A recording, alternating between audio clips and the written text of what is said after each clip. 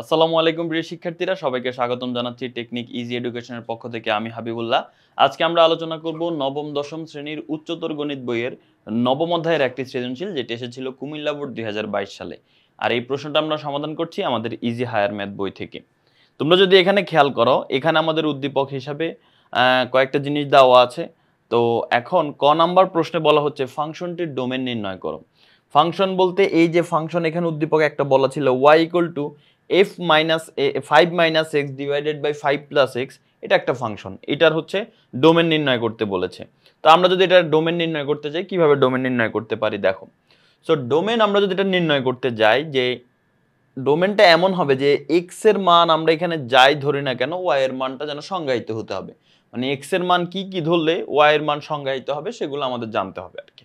তো এখন এটা সব সময় সংজ্ঞায়িত হবে যদি হরে জিরো না হয়। কারণ কি, কোনো ভগ্নাংশের হরে জিরো হলে সেটা অসংজ্ঞায়িত হয়ে যায়। তুমি দাও যাও 5 ডিভাইডেড বাই 0, ক্যালকুলেটরে দাও, দেখবে ম্যাথ এরর চলে আসবে। তার মানে হরের মানটা জিরো হওয়া যাবে না। তো ওয়াই এর মানটা, এই যে ওয়াই মানে এই টোটাল ভ্যালুটা, ওয়াই এর মান তো এই পুরাটার মান, তাই না? তো এই পুরাটার মান মানে ওয়াই, যেটা সংজ্ঞায়িত হবে যদি এই হরের মানটা শূন্য না হয়, অর্থাৎ এই 5 প্লাস এক্স এই পুরাটার মান যেন জিরো না হয়। কারণ পুরাটার মান যদি জিরো হয় তাহলে সেক্ষেত্রে অসংজ্ঞায়িত হয়ে যাবে। আমরা বলবো এই 5 প্লাস এক্স যেন শূন্য না হয়। ওকে, তো এখন প্লাস 5 ওই পাশে গেলে কি হয়ে যাবে? -5 হয়ে যাবে। এই যে দেখো +5 বাম পাশে শুধু এক্স থাকবে, আর +5 ওই পাশে গিয়ে -5 হয়ে যাবে। মানে এক্স এর মান -5 হওয়া যাবে না। কারণ এক্স এর মান যদি -5 হয় তাহলেই হরে শূন্য হচ্ছে। তো এই জন্য এক্স এর মান -5 ছাড়া আর বাকি যে কোনো কিছু হতে পারবে, তাহলেই কিন্তু আমাদের ভ্যালিড একটা মান পাবো। শুধুমাত্র এক্স এর মান যদি আমরা -5 পাই, সেক্ষেত্রে আমাদের এই ফাংশনটা অসংজ্ঞায়িত হয়ে পড়বে। তো এই জন্য আমাদের ডোমেন হবে এক্স হচ্ছে বিলংস টু আর, এর মানে হচ্ছে এক্স যে কোনো বাস্তব সংখ্যা, আর দিয়ে বুঝে বাস্তব সংখ্যা। এক্স যে কোনো বাস্তব সংখ্যা হতে পারে, যে কোনো বাস্তব সংখ্যা হতে পারে, কিন্তু 5 ছাড়া। এই যে কিন্তু এক্স এর মান 5 হবে না, শেষ। এটাই হচ্ছে আমাদের ডোমেন। অর্থাৎ যে কোনো বাস্তব সংখ্যা শুধু 5 বাদে, -5 বাদে, সরি, শুধু -5 বাদে। তো ক নাম্বার প্রশ্নটা আশা করি বুঝতে পেরেছো। এবার আসো আমরা খ নাম্বার প্রশ্ন। এটাও ওই ফাংশনটা নিয়েই করতে বলছে, যে ফাংশনটির বিপরীত ফাংশন নির্ণয় করো। এই যে ফাংশনটা আছে y equal to 5 minus x divided by 5 plus x, এটার বিপরীত ফাংশন নির্ণয় করতে বলছে। তো চলো আমরা এটার বিপরীত ফাংশনটা নির্ণয় করব। সো প্রথমে আমাদের যে ফাংশনটা দেওয়া আছে এটাকে এফ অফ এক্স ধরে নিলাম, যে হচ্ছে 5 minus x divided by 5 plus x. এখন এটার বিপরীত ফাংশন মানে এফ টু দি পাওয়ার -1, এটা হচ্ছে আমরা নির্ণয় করব এফ ইনভার্স 1। তো এটাই হচ্ছে এটার বিপরীত ফাংশন। তো এটা আমরা কিভাবে নির্ণয় করতে পারি সেটা দেখো। সো এখন এখানে যদি খেয়াল করো, এই যে যখন আমরা এই y equal to f x equal to 5 minus x divided by 5 plus x, এই ফাংশনটার বিপরীত ফাংশন নির্ণয় করব, তখন আসলে এই যে এই দুইটার মধ্যে যদি আমরা চিন্তা করি, এই ওয়াইটা এফ ইনভার্স ওয়াই হয়ে যাবে, আর এখানে শুধু এক্স থাকবে। এটাই হচ্ছে বিপরীত ফাংশন, এটা তোমরা জানো। সো আমরা তাহলে এখন এই যে যেমন y equal to f of x, এটার বিপরীত ফাংশন নির্ণয় করতে হলে জাস্ট এই ওয়াইটাকে ইনভার্স করে, ফাংশনের ইনভার্স করে দিবা, ওকে, আর ওইখানে শুধু এক্স রাখবা। ওকে, তাহলে এখন আমরা যদি এটা নির্ণয় করতে চাই কিভাবে করতে পারি দেখো। প্রশ্নে তো অলরেডি বলা ছিল ওয়াই এর মান 5 minus x divided by 5 plus x. এটা কিন্তু আমরা আবার লিখে নিলাম। এই যে দেখো প্রশ্নে বলা ছিল ওয়াই এর মান 5 minus x divided by 5 plus x, সেটাও আমরা এখানে লিখলাম। আচ্ছা, এখন আমরা যদি কোনাকুনি গুণ দিই তাহলে কি হবে দেখো। প্রথমে এই ওয়াই এর নিচে কিছু নাই মানে 1 আছে, ওয়াই এর নিচে কিছু নাই মানে 1 আছে, এই যে 1 আছে। এই 1 কার সাথে গুণ হবে? 5 মাইনাস এক্স এর সাথে, কোনাকুনি 1 এর সাথে 5 মাইনাস এক্স গুণ করলে সেটা 5 মাইনাস এক্সই থাকবে। আর এই যে ওয়াই দেখতে পাচ্ছ, এই ওয়াইটা কার সাথে গুণ হবে? এই ওয়াইটা 5 প্লাস এক্স এর সাথে গুণ হবে। সো ওয়াইটা যখন 5 এর সাথে গুণ হবে তাহলে 5 ওয়াই হবে, ওয়াইটা যখন এক্স এর সাথে গুণ হবে তাহলে এক্স ওয়াই হবে।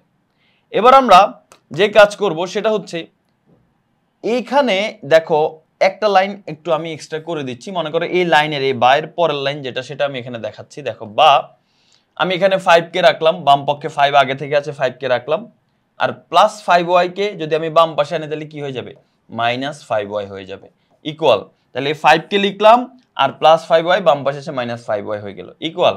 ডান পাশে আগে থেকেই এক্স ওয়াই আছে, সো আমি এখানে এক্স ওয়াই লিখলাম, এই যে এক্স ওয়াই লেখা হয়ে গেল। আর মাইনাস এক্স, এটাও আমি বাম পাশ থেকে ডান পাশে নিয়ে গেছি, তাহলে প্লাস এক্স হয়ে যাবে। একটু ভালো করে খেয়াল করো, এখানে আগে থেকে 5 ছিল 5 লিখলাম, +5y, বাম পাশে এসে -5y হয়ে গেল, ডান পাশে আগে থেকে xy আছে xy হলো, বাম পক্ষ থেকে -x ডান পক্ষে যাওয়াতে +x হয়ে গেল। এবার আসো এটার পরের লাইন হচ্ছে এই যে এইটা, ঠিক আছে? এখন আশা করি বুঝতে পারবা কিভাবে পরের লাইনে কি করছে। এই পুরা যে ডান পক্ষটা আছে xy + x, এটা বাম পক্ষে লিখছে, আর এই পুরা বাম পক্ষ যেটা আছে 5 - 5y, এটা ডান পক্ষে লিখছে। যদি সম্পূর্ণ পক্ষকে আমরা পক্ষান্তর করি, মানে হচ্ছে উল্টায় ফেলি, তাতে কোনো সমস্যা নাই। অর্থাৎ পুরো ডান পক্ষকে যদি বামে, পুরো বাম পক্ষকে ডানে লিখি, তাহলে কোনো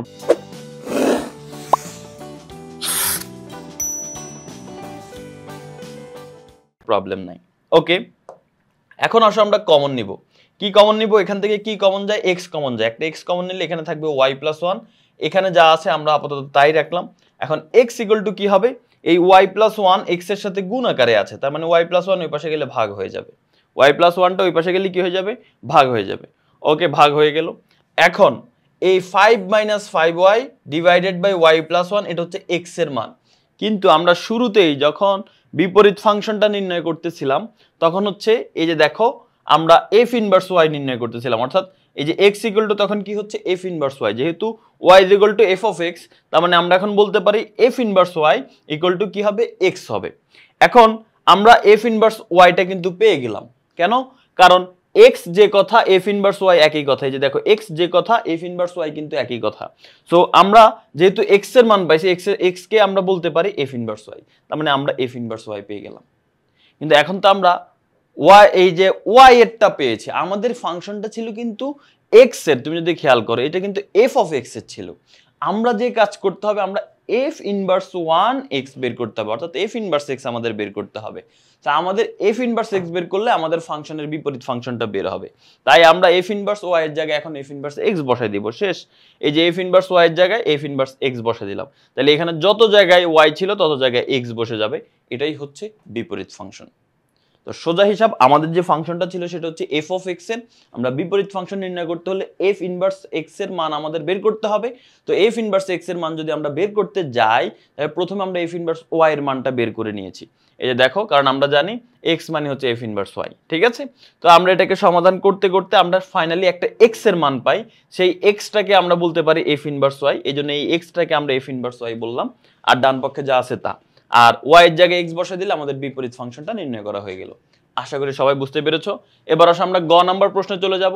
গ নাম্বার প্রশ্নে আমাদের বলা হচ্ছে, দেখাও যে 1/p + 1/q + 1/r = 1। এটা হচ্ছে আমাদের দেখাইতে বলতেছে।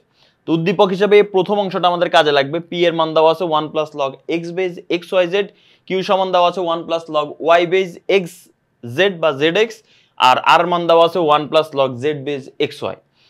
তো এটা থেকে আমাদের প্রমাণ করতে হবে 1/p + 1/q + 1/r = 1। তো চলো আমাদের যে p দেওয়া আছে সেই p নিয়ে আগে কাজ করি, তারপরে q নিয়ে, তারপর r নিয়ে। সো p এর মান দেওয়া আছে আমাদের এত, এই যে এটা দেওয়া আছে p এর মান। তো p এর মান এটা দেওয়া আছে 1 + এত। সো এখন তুমি দেখো এখানে log এর ভিত্তি কত? x। সো তুমি এই 1 কে x ভিত্তিতে লিখবা, কারণ আমরা জানি log b বেজ b = 1, অর্থাৎ ভিত্তি আর আর্গুমেন্ট সেম হলে সেটা 1 হয়। তা আমি ভিত্তি b নিব না, আমি ভিত্তি নিব x। দেখো আমি 1 কে কি লিখছি? log x base x। কেন x লিখছি? কারণ আমাদের পরবর্তীটার ভিত্তি x, এই জন্য আমি x বেজ x লিখছি। ভিত্তি আর আর্গুমেন্ট সমান, তার মানে এটা সমান হচ্ছে 1। এখন তুমি যদি খেয়াল করো, এটার ভিত্তিও x, এটার ভিত্তিও x, এখন যোগ আকারে আছে, তাহলে এই আর্গুমেন্টগুলো কি হয়ে যাবে? গুণ হয়ে যাবে, x এর সাথে yz গুণ হয়ে যাবে। এই যে xyz গুণ হয়ে গেছে, x এর সাথে yz গুণ হয়ে গেছে। তার মানে p এর মান আমরা কি পেয়ে গিয়েছি? p এর মান আমরা পেয়ে গেছি log x base xyz। Same ভাবে আমরা q এর মানও পাবো। q এর মানও আমরা পেয়ে যাব কিভাবে? q সমান কি ছিল? q সমান ছিল 1 plus log y base xz, এটা ছিল। তাহলে এখন এখানে 1 কে আমরা লিখব কি? log y বেজ y, আর এখানে আছে কি? log y base xz। এখন যেহেতু দুইটার ভিত্তি সেম, তাহলে আমরা এখানে কি লিখতে পারি? log y বেজ, এই y এর সাথে xz গুণ করলে xyz হবে। y xz আর xyz একই কথা। তো ওইটাই আর কি এখানে অনুরূপ ভাবে বলে লিখে দিয়েছে সরাসরি যে q সমান এত। তুমি ডাইরেক্ট লিখে দিতে পারো, বা তুমি যদি না বুঝে থাকো এই জন্য আমি করে দেখালাম যে q এর মান কিভাবে এখানে আসছে। সেম ভাবে আর এর মানটাও তুমি এখানে বের করে ফেলবা। আর এর মানটার ক্ষেত্রে কি হবে 1 প্লাস জেড বেজ কি ছিল, জেড বেজ এক্স ওয়াই ছিল। তাহলে এখন 1 কে তুমি লিখবা জেড বেজ জেড। তাহলে এখন দুইটার ভিত্তি যদি জেড হয়ে যায় তাহলে কি হয়ে যাবে, ওই জেড বেজ এক্স ওয়াই হয়ে যাবে। এই যে দেখো z base x y z হয়ে যাবে। সো পি কিউ আর এর মান আমাদের নির্ণয় করা হয়ে গেল। এখন আমাদের যে বাম পক্ষটা, সেই বাম পক্ষটা আমরা লিখবো 1/p plus 1/q plus 1/r। তো 1/p এর জায়গায় p এর মান বসাই দিব কি, log x base x y z, x base x y z. q এর মান বসাই দিব r এর মান log z base x y z, এগুলো বসাই দিলাম আমরা। সো বসানোর পরে আমরা জানি যদি মনে করো log 1/log b base a হয়, এখন আমি যদি 1/, না লিখে এরকম ভগ্নাংশ আকারে না লিখে সরাসরি লিখতে যাই, এটাকে log লিখলাম, আমি কিন্তু 1/, লিখতেছি না। যদি 1/, না লিখি তখন সেক্ষেত্রে কি হবে, এই ভিত্তি আর আর্গুমেন্ট পজিশন চেঞ্জ করে ফেলবে। এই এটা চলে আসবে বি এর জায়গায়, বিটা চলে যাবে এ এর জায়গায়, অর্থাৎ log b বেজ a হয়ে যাবে। এই যে দেখো এখানে যেহেতু 1/, ছিল, এখন যদি আমি 1/, না লিখতে চাই তাহলে সেই ক্ষেত্রে x চলে যাবে আর্গুমেন্টের জায়গায়, এক্স ওয়াই জেড চলে আসবে x এর জায়গায়। এই যে দেখো এক্স ওয়াই জেড ভিত্তি হয়ে গেছে, x উপরে চলে গেছে। এখানেও সেম, এই যে এক্স ওয়াই জেড ভিত্তি হয়ে যাবে, ওয়াই চলে যাবে আর্গুমেন্টে, এক্স ওয়াই জেড ভিত্তি জেড আর্গুমেন্টে চলে গেল। এখন দেখো এখানে প্রত্যেকটা লগের ভিত্তি এক্স ওয়াই জেড সেম, প্রত্যেকটা লগের ভিত্তি কি সেম। তো প্রত্যেকটা লগের ভিত্তি যেহেতু সেম, তাহলে সেই ক্ষেত্রে আমরা এখন এরা যোগ আকারে থাকার কারণে এদের আর্গুমেন্টগুলো গুণ আকারে লিখব। কারণ আমরা জানি log b base x plus log b base y এরকম যদি হয়, তাহলে যেহেতু লগের ভিত্তি সেম, সেই ক্ষেত্রে এরা যোগ আকারে থাকার কারণে আর্গুমেন্টগুলো আমরা গুণ করে দিব, log b বেজ এই x আর y গুণ করে দিব xy। তো এই যে দেখো এখানে যেহেতু ভিত্তি xyz লিখলাম, আর আর্গুমেন্ট x y z এই তিনটাকে গুণ করে দিব, শেষ। তো এখন আরেকটা জিনিস আমরা একটু আগেও জেনেছি, ভিত্তি আর আর্গুমেন্ট যদি সমান হয় তাহলে তার মান হয় 1। এই যে মান 1 হয়ে গেল, এটাই কিন্তু ডান পক্ষ। আশা করি তোমরা সবাই বুঝতে পেরেছো। আমাদের এই সৃজনশীল প্রশ্নটাও সমাধান হয়ে গেল। আমাদের ডান পক্ষ এক দেখাইতে বলছে, আমরা এক দেখাই ফেলছি। এর মাধ্যমে আমাদের এই কুমিল্লা বোর্ড 2022 সালের এই সৃজনশীল প্রশ্নটা সমাধান হয়ে গেল। তো পরবর্তীতে ইনশাআল্লাহ তোমাদের সাথে আরেকটা ভিডিওতে দেখা হবে। সেই পর্যন্ত তোমরা সবাই ভালো থাকো, সুস্থ থাকো। আল্লাহ হাফেজ, আসসালামু আলাইকুম।